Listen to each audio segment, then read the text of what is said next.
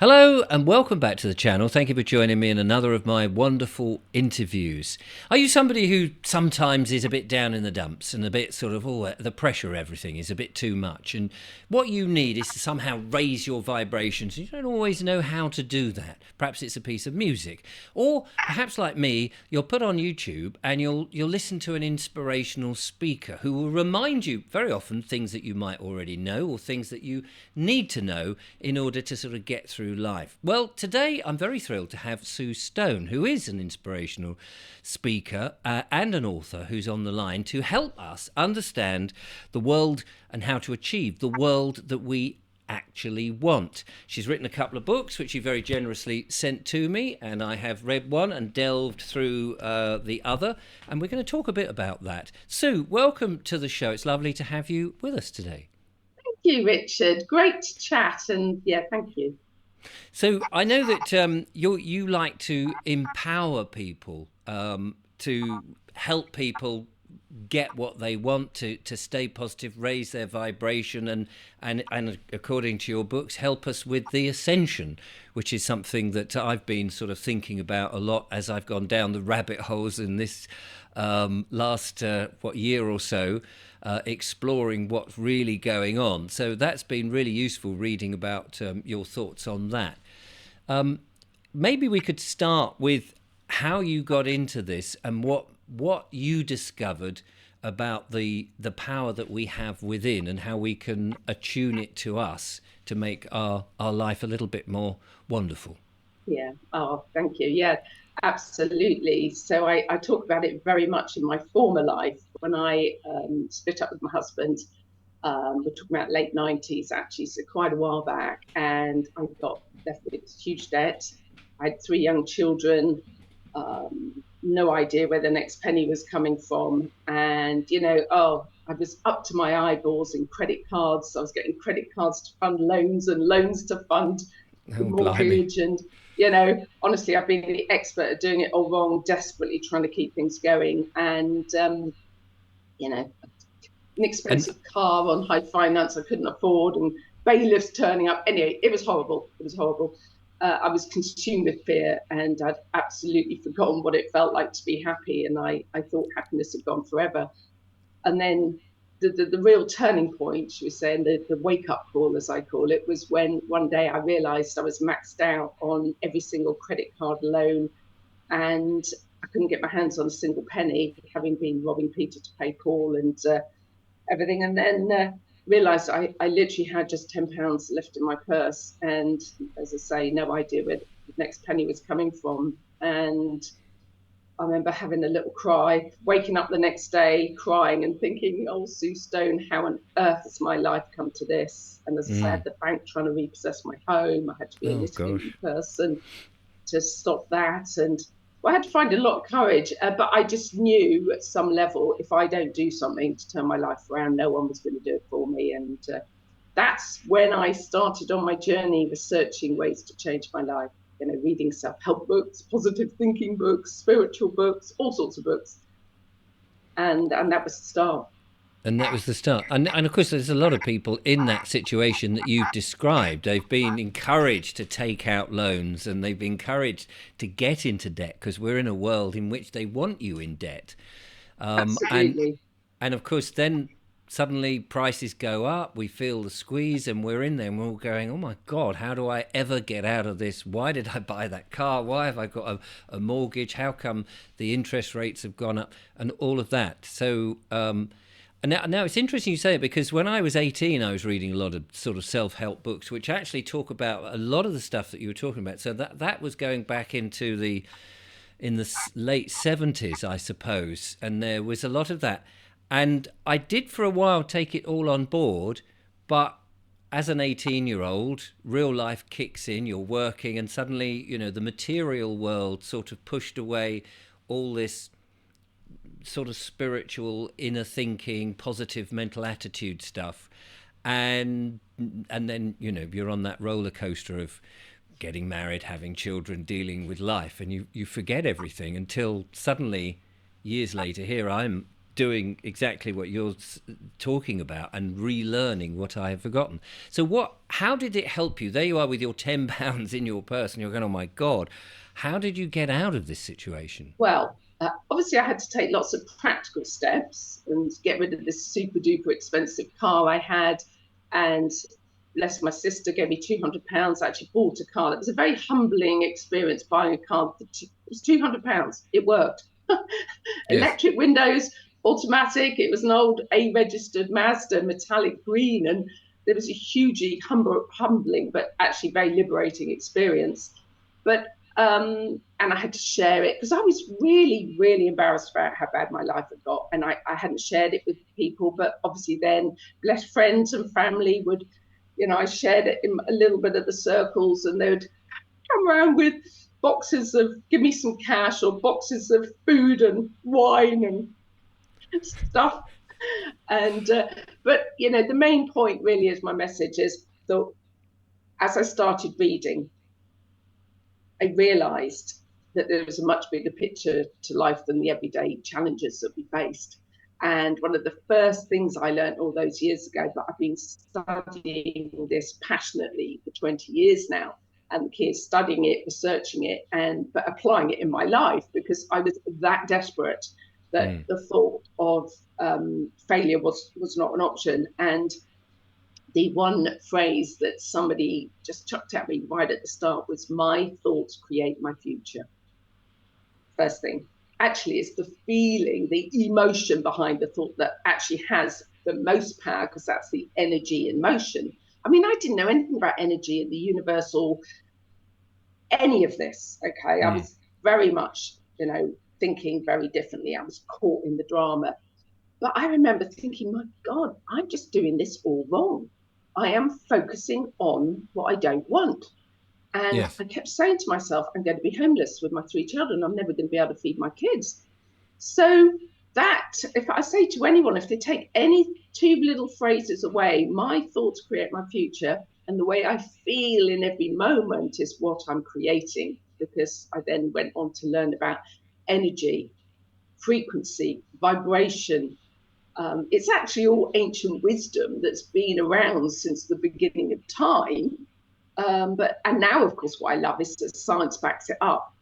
Yes. And Yes. so, and I literally made it my mission to work on myself, to change my thinking and to become solution conscious, not problem conscious. I was so caught in the problem. And I had, interestingly enough, had a belief at the time that when I left my husband, which took a lot of courage, I had a belief at the time that once one thing would go wrong, a load of other things would go wrong. And oh, wow, was that a What's self-fulfilling that? prophecy? That I was so problem conscious that all I could see was more problems, and it just, as I say, I didn't get it. I didn't wake up, shall we say, and I had to have that absolute rock bottom moment for me to have that, whoa, girl, you got to do something to turn your life around. And that's really what I did. I started focusing on where I wanted to get to, not where I didn't. And it's the same. And of course, don't forget, I was consumed with fear, absolutely consumed with fear and desperation. And of course, as what's gone on in the world, is when we're in a state of fear, as some people have been, we there's something in our brain that we comply when Yes. normally perhaps we wouldn't. Hence, as I try and remind everybody, we are all hugely powerful beings. Every single one of us. No one is any more powerful than anyone else. It's just our beliefs about ourselves and our It beliefs about life, and that we've all got that seed of greatness within us. Just it like, must have yeah, go on. it must have been a big leap of faith, though, to when you see your world crumbling around you, and somebody's saying, "But it's your thoughts that create your world," and it's interesting because I've had other people on talking, and they sort of branch a little bit into this area and then off, and then I'll read the comments, and there's a lot of skeptical people who will say things like, "Oh, this is just hogwash," as if your thinking will make it change, get real, Richard, and blah, blah, blah. And you read these comments and you sort of have a bit of a wry smile and go, well, you've got a bit of a journey to do. And so, but it clearly is a leap of faith for some people. But I guess when you're desperate and you're at rock bottom, you've got nowhere else to go, have you, other than back No, up? well, we all have a choice in every moment. And I guess, I mean, my ex-husband, bless him, we're very good friends now, but he chose to be a victim because we were both, working together, and, everything went wrong, the business failed. And I decided I was going to improve my life to feed our children. I've never had a penny off him in all the years I've created it, and he became the victim. But like I said, we are great friends now. I do add that. But at the time, it was hugely challenging. So Mm. we have a choice in every moment. But I guess what drove me forward was that I had 3 young children, and it just resonated. Look, the bottom line is, Richard, no one can knock one's personal experience. All I know is by changing my thinking and just getting back to basics and being grateful for the few things that I had, that I felt I had at the time, to be grateful for, you know. And I started, the abundance in the air we breathe, the people I love, and as I say, just focusing on where I want to get to, not where I didn't. And slowly but surely, it was like suddenly the right people were in my life at the right time, and that's how this stuff works. Yes. So no one could knock my personal experience. So all I would say is give it a go. And since 2005, when so many friends said, "Sue, you helped me see life in a different way," I kind of came out, shall we say? And I remember thinking, they said, "You ought to be doing this. You ought to help people." And I said, "Gosh, if I could help other people find happiness and inner peace as I've done, having thought that had gone forever, wouldn't that be amazing?" So I literally did just buy the domain name suestone.com in 2005. I thought, what do I do next? And it's all unfolded into this incredible thing. And Yeah. so, So what's at work then? What's sort of going on the, say, I suppose, the metaphysical plane or whatever it is? What's behind this idea that it's your thoughts? Because on the one level you could just say, well, if you change your attitude and you're looking positive, you're actually open to opportunities. That if you're negative, you've just closed yourself down. But is there something more spiritual behind all of this? Is there, to do with the universe and the source and all of that? yes, absolutely. And also, don't forget the subconscious mind. It's, the Christians would say, what we sow, we reap, but what we sow in our thoughts, we reap in our lives. And we know that what thoughts go on in our conscious mind and our, perhaps negative self-talk, we actually reap, subconsciously. But also, when I started understanding that everything is energy in our universe, and that we don't live in this solid Newtonian physics universe, it's an ever fluid, ever changing universe, and that through our thoughts and our emotions, we can literally influence the way that atoms and electrons work and or behave, shall we say. I mean, Mm. there's so much we could go into, so much that, we've got the double slit experiment. I mean, I've been passionate about reading and researching this as well over many, many years. And we the macro intelligence, the micro intelligence. So there is very much, all I say to people, give it a go. There is so much information out there now. And a lot of people talk about, oh, I pick good vibes off them or bad vibes, or yes. But if you then say to somebody, that's been common language really for years, hasn't it? Yes. Whereas if you then say, well, we're all vibrations in nature, that all sounds very fluffy and woo-woo. And when people would say to me, we're all one, I think, oh God, we're all one. That's very fluffy. Yeah. But we are all actually vibrations in nature, and we're all on a frequency of vibration, our whole energy fields. And the science that backs it up is that two things in vibrational resonance are drawn together. And the indicator of the vibration you're on is the way you're feeling. So if we're feeling our emotions are really low, fearful, whatever, we're quite effortlessly drawing to ourselves, unconsciously, often more things on that vibration. Whereas if we can focus on being grateful in the now, after all, this is the only moment we've got. Actually, on that note, that's one of the big You're breakthroughs for you're me, just is to realise that we only have the now. So tomorrow never comes, and sorry, I'm just going to stop you there because the internet did one of its oh, sort of slow motion bionic woman for a moment. You were. Could you just repeat what you just said uh, what about that? about the Everything's, moment I now?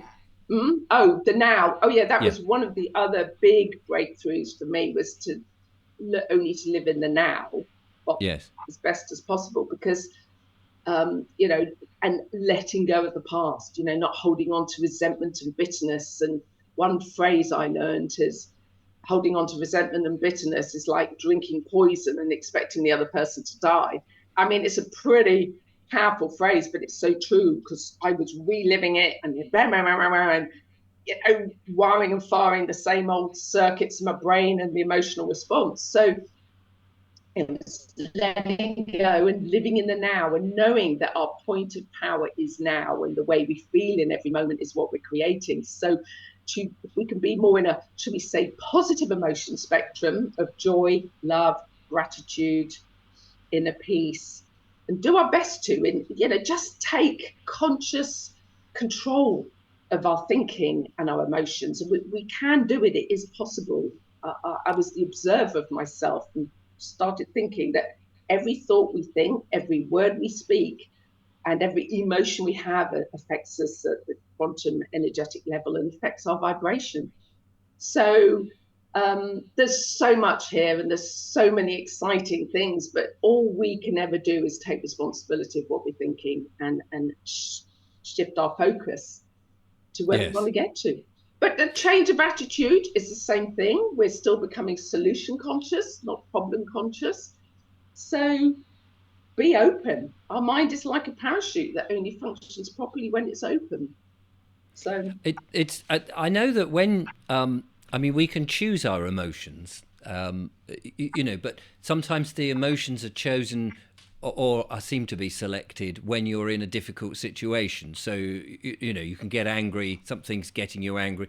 You turn up and your car's been stolen. You're not going to stand there and go, "Oh well, that's very exciting. I'm very happy about that." Clearly, you've got certain things which are going to affect you, but once you've got over that initial shock, as it were, you can choose your emotions. But sometimes it's very difficult if you've got you could, because you can kind of wallow in that bad emotion and you don't want to get out of it. And I've found in the past, I would feel really down about something, and people might say, "Oh, come on, Richard, cheer up. It's not as bad as all that." And you sort of go, "Yes, I know I ought to be more positive, but actually, for whatever reason, and I never really understood this, I was sort of enjoying wallowing in that emotion." That's yeah, really weird, isn't it? I understand that, and I've observed that. And goodness me, Richard, in the beginning, of course, life doesn't just change like that. You've got to transition, and Yes. it takes a bit of time. But actually, it doesn't take as long as people realize. Having studied neuroscience, we can actually create new neural pathways in our brain, but we've got to put the work in. But yeah, oh my goodness me, in the beginning, I still had all this drama out there, you know, having to face everything, and that took a lot of courage. But I would, my very first book, which you haven't got, was called Love Life, Live Life, and I used to write about, that was in 2007. I wrote that, is I used to have my human moments and my wobbles. But the key is not to keep feeding it. Mm. As they say, a negative thought only has power over you if you react to it and give it emotion. And I would say, look, if something goes wrong, or someone upsets you, or because, and things happen, challenges come our way, and life will throw us challenges, but it's how we let them affect us is our choice. I say, have a shout, have a scream, have a cry, and then let it go.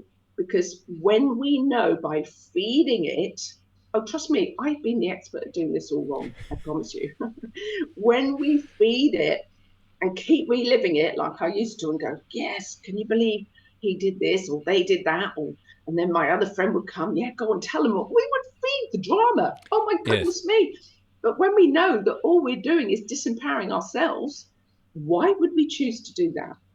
And that's the key, is Okay, I understand that. I'm not feeling good about that. And it's about, as I would say, converting that inner critic to be the inner coach. Self love, a bit of positive self talk, and but just raising our vibration. And then even just being in a vibration of love and gratitude, just for the however small it may be, then we're just amazing. It's like creating seemingly impossible miracles. That's one of my favorite phrases. I create seemingly impossible miracles in my life, and amazingly things start to happen. So I do understand that, but when we become aware of just how powerful we all are, Mm. every single one of us, it that's why I always try and explain it really, really simply, because when we get it, it makes it so obvious why we should work on ourselves and why, just to take responsibility for ourselves. And it is difficult if you've got friends who are in the old way of thinking, let's put it that way, and you gather together and although they're trying to help you, you all end up having a big moan. And you're going, oh yeah, here, whatever that situation is dreadful, and it sort of keeps you down. And in a way, you've got to either convert them and say, I don't want to talk about this like that, or find new friends. Yeah, well, Is that so? everything is about resonance and vibration, isn't it? I mean, Yes. generally, my friends, I realize that don't force anyone to come and see me. I say, I run my 2-day events at my home and things like that. I say, don't force anyone to come and see me. They've got to be ready to hear the message. Clearly, I needed to hit my rock bottom before I woke up to realize how powerful I was. We all are. But it's interesting that we're not so drawn to spend time with, I don't have negative people in my life really, because Right. everybody, we've all, just never underestimate the power of sowing a seed, even what's going on in the world. It's the same thing, isn't it, with this stuff? Some people just can't see that our government hasn't got our best interests at heart. Yes. Can they? They just don't believe that. And so, but suddenly, I never underestimate just a few little odd things to say. And so, yeah, I do understand, but I choose to spend time. All my family, you've met my family, they're lovely. My kids, we're all very much aligned with everything. And obviously, that makes a huge difference as well. Yes.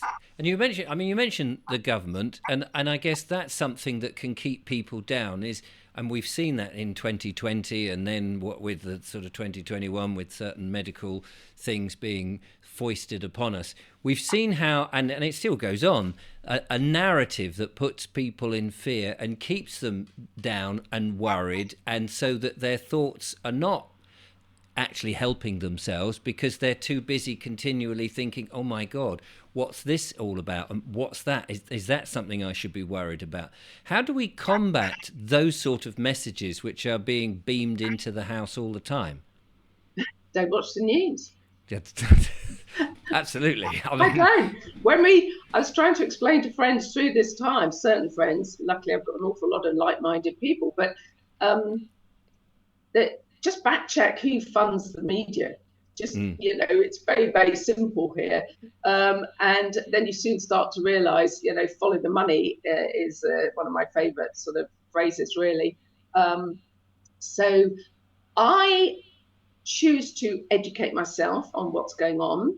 However, I don't go into fear about it. And I think because when we're in fear, obviously we are in a state more of compliance, and all we're doing is sending that fear consciousness out into the universe. It is time now, if we are creating a better world. If we're solution conscious, we start to meet people on the same thing who want to create a better world.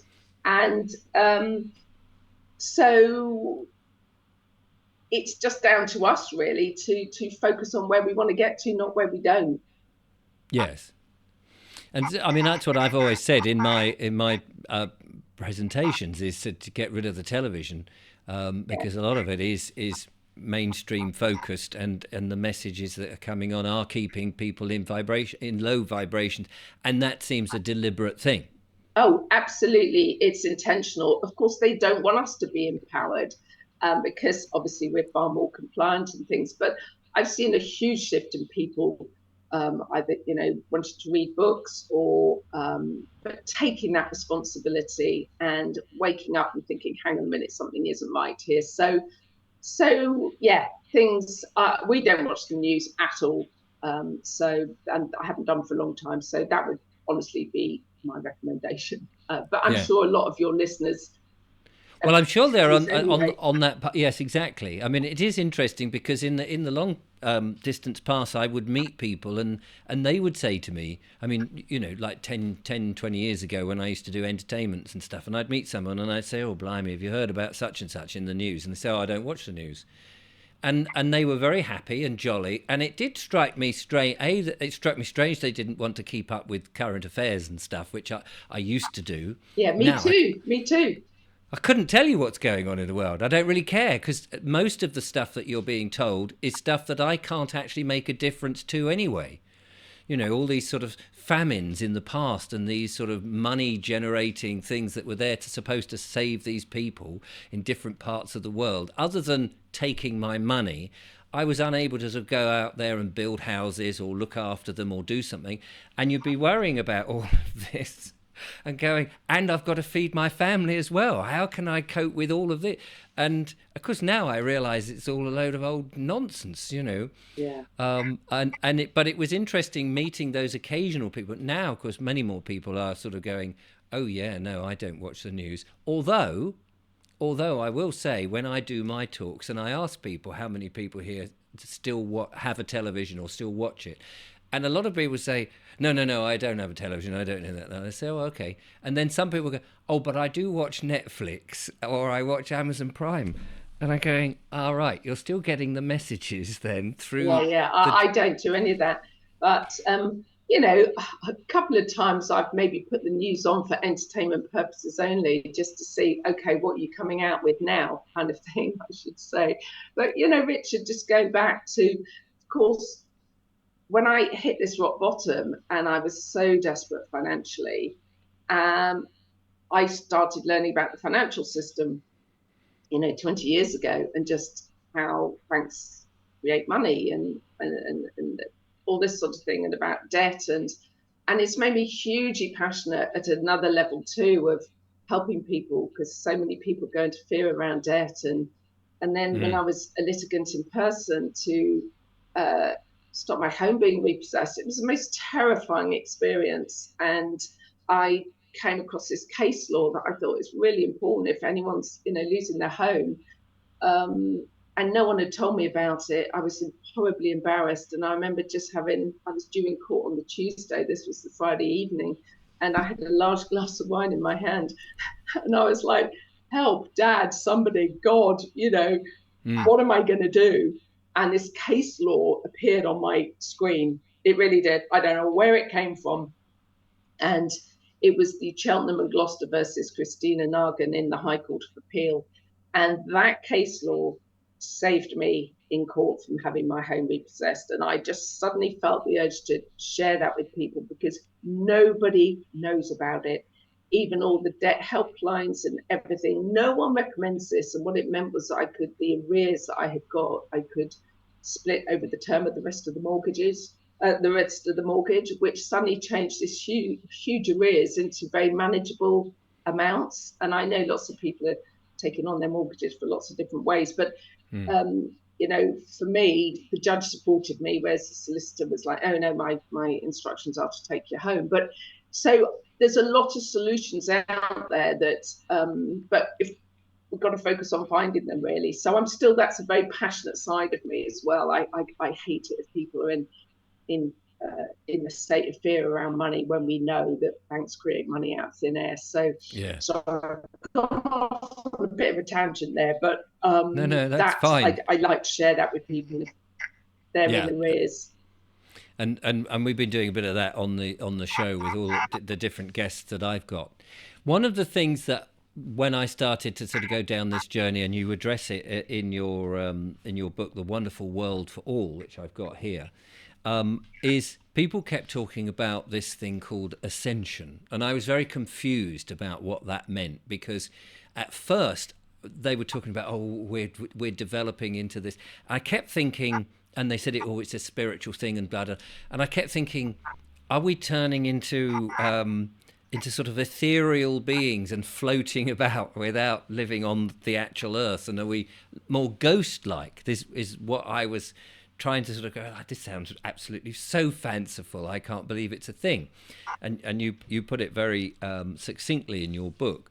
And of course, listening to other people who are on the same page but from different disciplines, like Pam Gregory and others who come from different disciplines, and everybody's sort of talking about this, and it's all beginning to sort of make sense like jigsaw puzzles in my mind. But perhaps you could tell us what it is and what that process is about. Well, very simply, and as you know, Pam Gregory is a great friend of mine, and she obviously covers the astrology a bit, the alignment of the planets, was she knows very well. I've never really listened to astrology because I thought, oh no, I'm not going to be told that. I'm creating my experience. But as Pam would say, is it's just the music sheet. How you then play the music is up to you. You could, play the recorder badly, or you can have the full symphony orchestra kind of thing. Yes. So, but this ascension process we've been talking about for a long time, and certainly after the cosmic moment, let's say in 2012, and the alignments of the planets, there's a lot more light pouring into the universe and onto Earth. And what's happening is that the frequencies are rising, and that's very simply all it is people are shifting in consciousness. And I remember reading this many years ago, finding it all, like you, a little bit strange. However, what we are observing, and the key thing was here, that all the old systems, which are, should we say, low vibrational, all the old systems, all now to fear, control, greed, are all breaking down. They're being exposed, and that we're shifting in consciousness as we expand our awareness and focused on creating a better world for all, rather than this controlled world. And that this is happening anyway. So it's down to us to embrace it, all the light that is pouring in. And it's an exciting time to be alive, actually, as everyone said. Even what's gone on in the last few years has been part of the old system breaking down and being exposed.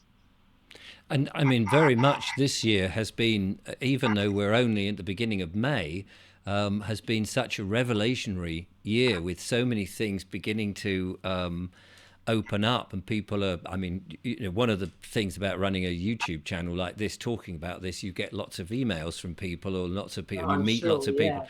And of course you get being told stuff, and you're going, oh, that's really, and then somebody else that is unrelated to that person is telling you the same. You're going, oh, there really is something in this. And so you start to realize that there's a lot of stuff being exposed. And you talk about light. It does feel very much to somebody like me, who's only sort of recently understanding all of this, that light is shining in those dark areas and exposing the nasty things, and cleaning it, cleansing it, perhaps, is a better way of putting it. Yes, and I think we're moving from this old competition, control, greed, to collaboration, cooperation, supporting each other, and coming together in communities, and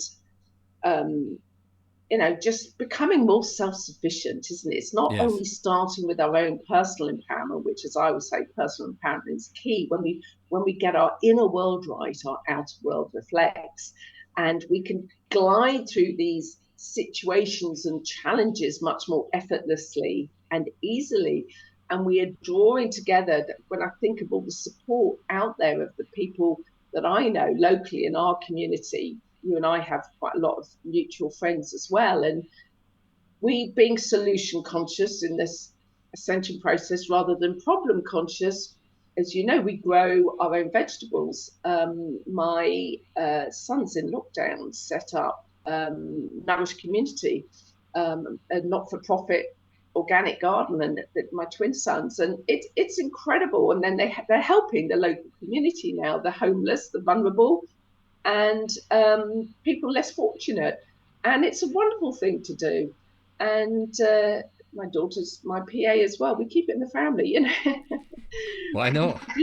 We do what we can to make a difference, all in our own unique way, really.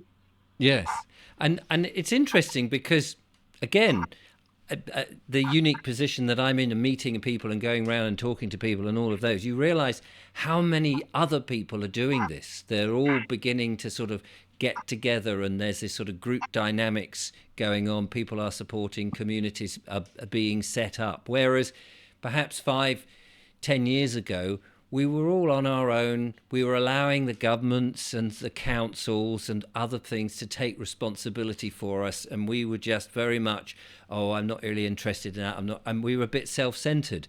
Whereas I do feel there's this huge movement now where people are no longer wanting to be isolated and treated like a number, but actually want to be part of something that is wholesome, honourable, and fun.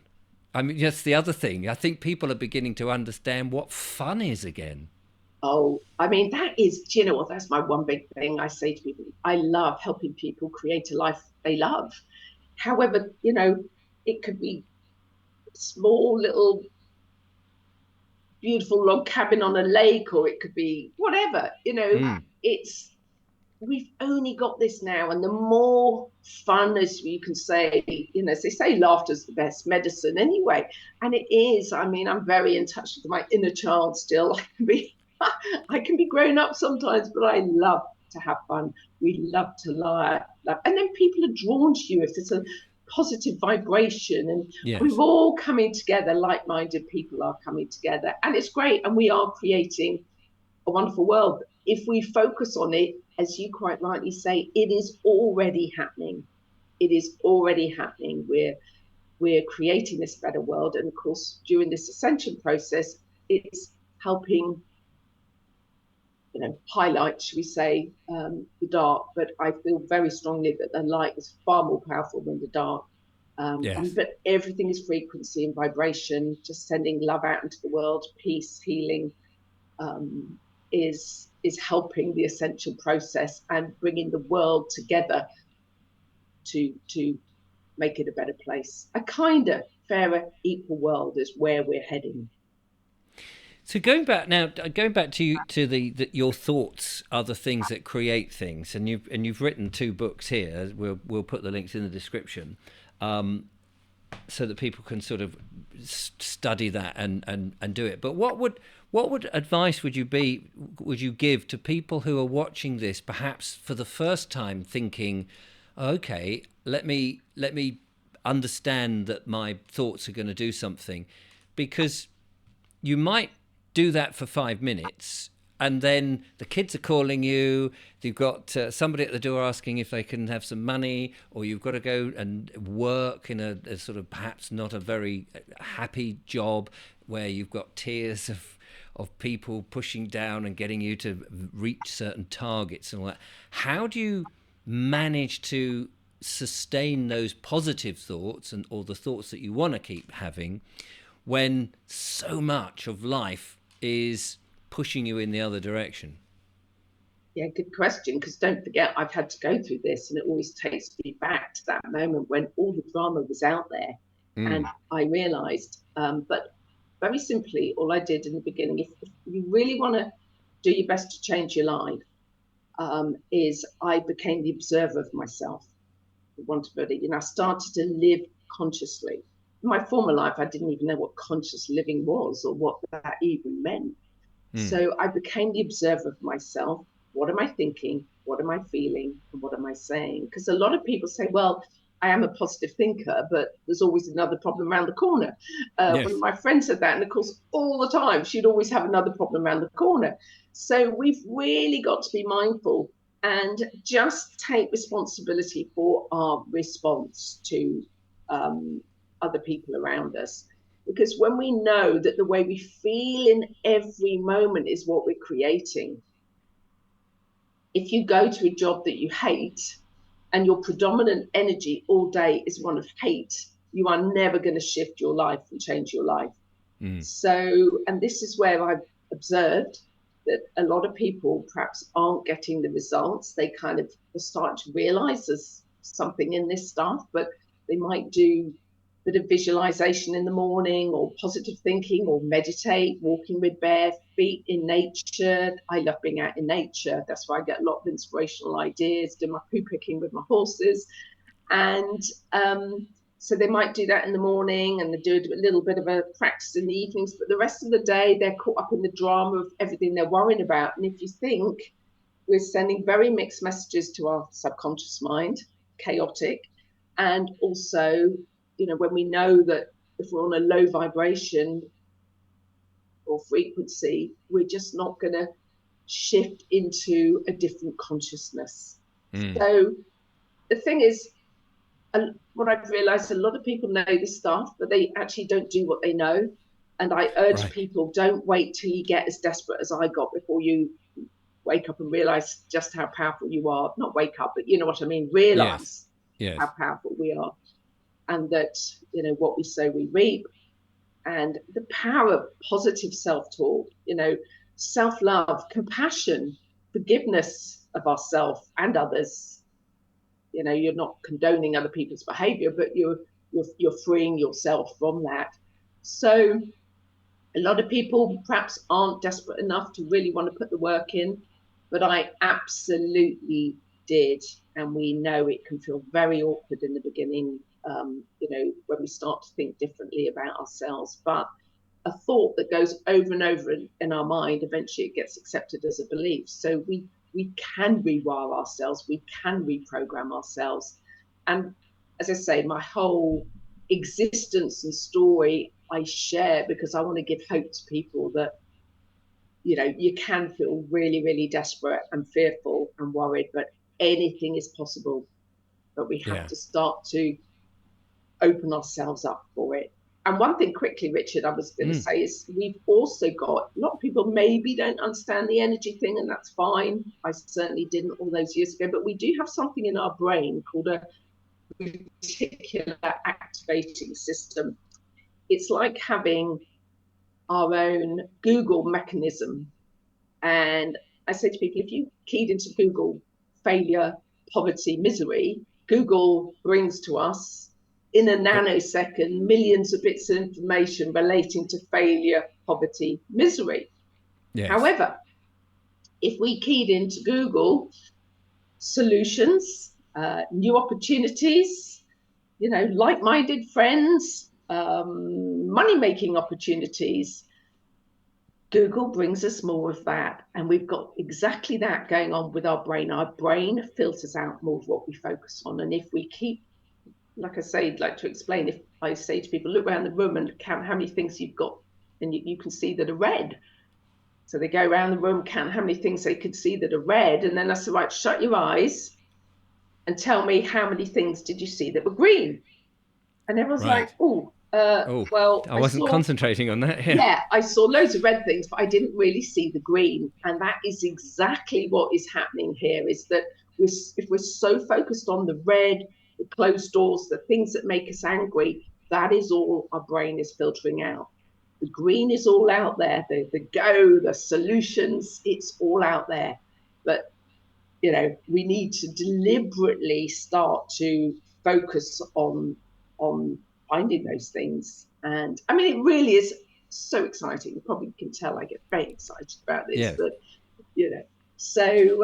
so just don't just try, just do it, just do it. And by raising our frequency, that is when seemingly impossible miracles happen in our lives. I promise you. A number of the books that I've read in the past and have revisited since often talk about going into the silence, whether that's actual meditation to just try and empty your mind, or just to listen to either the subconscious or source or higher self, however you want to talk it, or to God, and take a problem that you might be wrestling with, which may be fundamental questions like, how do I get enough money to pay this month's mortgage, or what if I'm not happy with my job, what area should I look at, or whatever it is, something that's predominantly on your mind, and bring it into the silence, and then ask it and then forget about it and then allow the answer to sort of pop into your head. Do you advocate that sort of thing? Absolutely. Brilliant. When we're in beta brainwave state, we're rush, rush, rush all the time. And by going into alpha brainwave or theta and just alpha, you know, I believe in meditation. Years ago, I used to poo-poo it. More for me. The benefits are huge. But even just walking out in nature, just being in nature, and as you absolutely say, when we're in alpha brainwave, we can get these intuitive nudges. We can hear the guidance, and it's exactly, you talk about when bills used to come in. So for me, all those years ago, a trigger would be perhaps a bill I wasn't expecting, and my stomach would go, and then I think, oh my God, how am I going to pay that? And as soon as I started to become aware of that thought, that is when we have a choice. We either feed the negative thought, as Mm. I used to do, and go, oh my God, if I can't pay that. And before I know it, I'd create this huge scenario in my head of, oh my God, I'll never be able to feed my children. I'm going to be homeless. And then I'm consumed with fear. Or once I started to become aware, I would do what I say is convert my inner critic to be my inner coach. And I would acknowledge it and go, do you know what, Sue, it's okay that you're having this thought right now. Because right now, I haven't got a clue how I'm going to pay this bill. But I didn't get caught in the drama.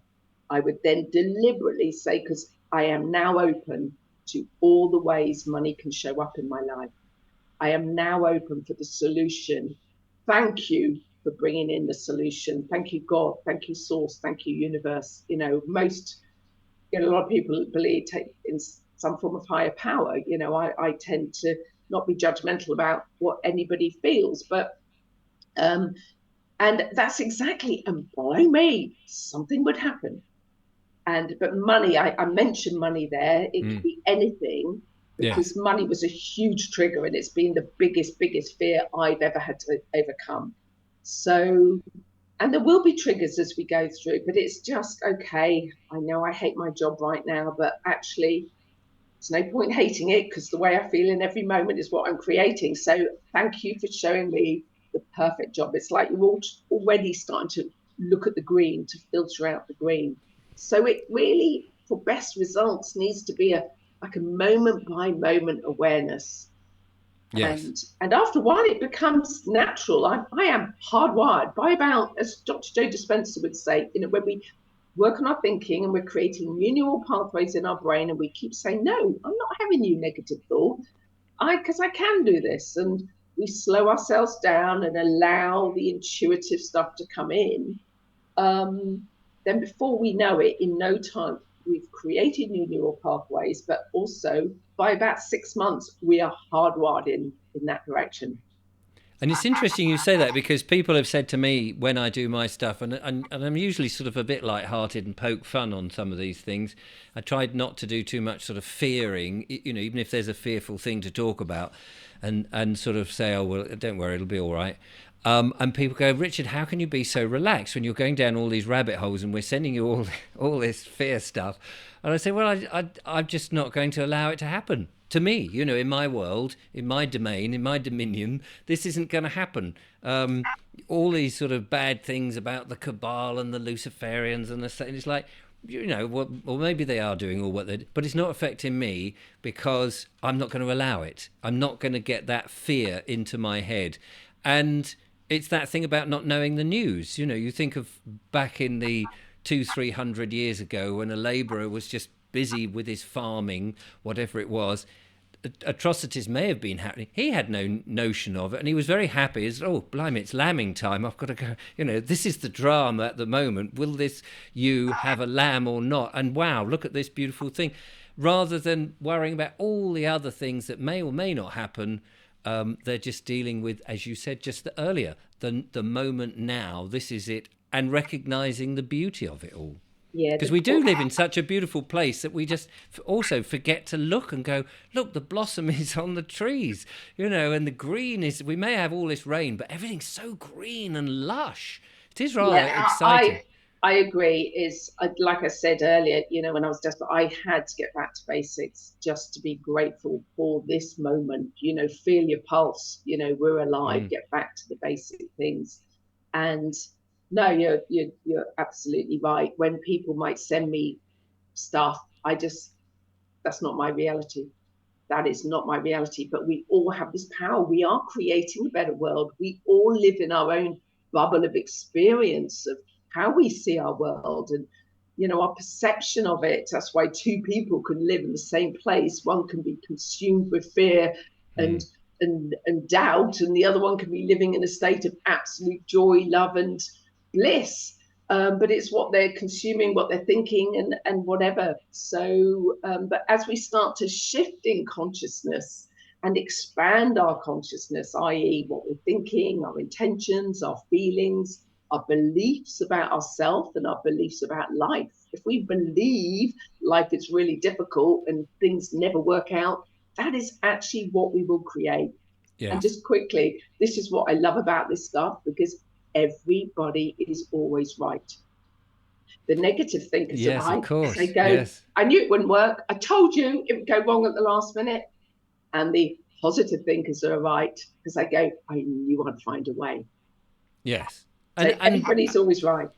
and it's interesting also. I mean, I found in my life that certain experiences, even though you've been positive about it and it's not quite worked, and you go, okay, I wonder why that was then.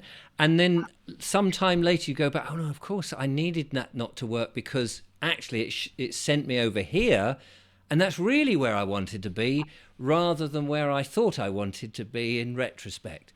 And so sometimes it the they say God works in mysterious ways, but you could use that analogy or that phrase for all sorts of things, because actually sometimes it does that, but there's no point being bitter about things, or at No, least that's how I exactly. found it. There's no mistakes in life. It's just like course redirections, aren't they? And they Yes. say, don't, as I think it was Napoleon Hill, Think and Grow Rich, it was like, don't let temporary setbacks and defeat be permanent failure. And but just be very careful that if your thinking or emotions or deep rooted subconscious beliefs are that it's probably going to fail, then that's probably the reason. And that's the other thing we've got to not we've got to, but is not let any previous experience be. Don't judge your future results on your previous experience. I mean, when No. I bought this house years ago, if I'd let my logical, methodical, analytical brain take over, I'd never have done it. I only came round to be nosy, and in me, I got this gut fear. I thought, I've got to live here. I have no idea how I'm going to do it. And I did take that leap of faith, but I just was driven by trusting God, trusting the higher power, and Mm. not, looking. I do that when I'm driving. I know this is a silly analogy, but I do that when I'm driving. You're on the motorway coming back from somewhere, and then you can see, oh, there's a 20-minute queue up ahead. And I think to myself, right, I could either sit in that and just moan and groan and shunt, or I'll just turn off at the junction before all of that, not really know the way. And I know the sat nav is going to sort of try and keep pushing me back. And I just go off into the countryside, and it might give me an extra 20 minutes, whatever. And I suddenly realize this is a really beautiful country, isn't it? It's, you're going on this lovely route. You're seeing places that you've never gone to, and you drive through places and you think, actually, this is quite, oh, look, there's a little coffee shop. I might just stop and have a cup of coffee. And I've done that. And I've gone, do you know, I've been rewarded when I really needed it. I could have been frustrated staying on the journey I'd planned. And actually, I've just gone round and it's enhanced my journey home. And I think that in a way is a bit like life in other routes. Yeah, I absolutely agree. I give that sat nav analogy. It's we need to give our life direction through our thoughts of where we want to get to, not where we don't. And have, I was afraid to say focus on how you want to feel. But as I say, and then we trust in the macro intelligence, in God, in source, and the universe. And just that exact, I said, if you've got a destination in mind, you put a postcode into your sat nav and you trust the process. We trust the intelligence of the GPS. And Hmm. the minute we start to worry about the how is when we're not having any faith, isn't it? Faith Yes, and yes. trust. So the sat nav analogy is great. I said, just trust the process. And even if you hit a roadblock, you have a choice. You can give up, turn around, get frustrated, or you just use a bit of common sense, a bit of intuition, reroute, and just like you said, So that is a great analogy, but we'll get back on track. And but we got to keep that vision and focus on where we want to get to, not where we don't. And as we say, enjoy the journey. We only have the now. And that's the thing, is it? Because a lot of people don't even think about the journey. They're just too busy going, I've got to get to the end. But actually, once you've got to the end, then what do you do? It's like, oh, the journey is the thing, I think. Oh, you know, absolutely. Look, we've only got the now. One of my favourite phrases is, or statements is, the more you love life, life loves you back. So the more love, joy, fun, gratitude you can give for the now is like just, it just draws effortlessly more of that. And your brain's focused on filtering that out. And it really is very exciting stuff. This moment is all we've got. yeah, So absolutely. let's love life and live life, boy. And now, your books, The Power Within You Now, it says rocket fuel your mind, body, and soul. And here it is. I will put a link in there, Simple Guide to Create a Life You Love. And the other volume is A Wonderful World for All, a practical guide. And I'll put those links. Have you got any more books lined up to write, Sue? Oh, well, I'm not at this moment in time. Not at this moment in time. But as you know, I speak all over the place, and Yes. you know, I run events from my home, and you know, I just love life. So no more books, but everything's on my website if anyone's interested. Sue Stone. And the website address is, I will write Pretty that down. simple, SueStone.com.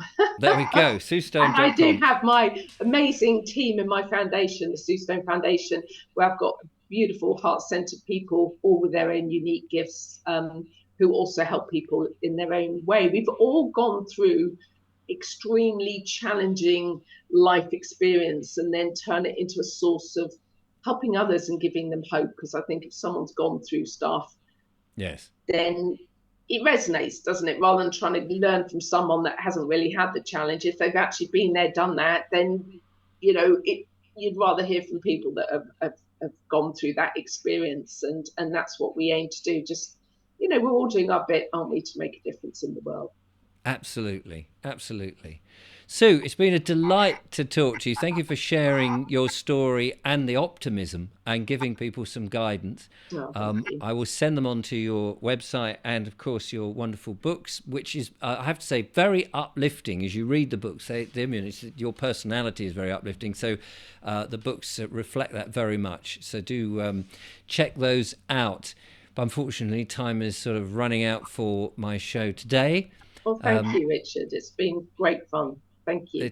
It's been great, and I look forward to seeing you at some point in the future, Somewhere, whenever it is. we'll Yeah. meet again. Thank you. So there we are, ladies and gentlemen. Thank you so much for watching. I hope that has helped. I'm sure it has. Change your thinking and change your life, and that's what we're all doing at the moment. Hopefully, we don't need that old, horrible, nasty way of living. And get rid of your telly. That's always good advice. Until next time, I will be back with more monologues and, of course, wonderful guests. But from Sue and myself, thanks for watching. Till next time. Bye-bye. Bye-bye.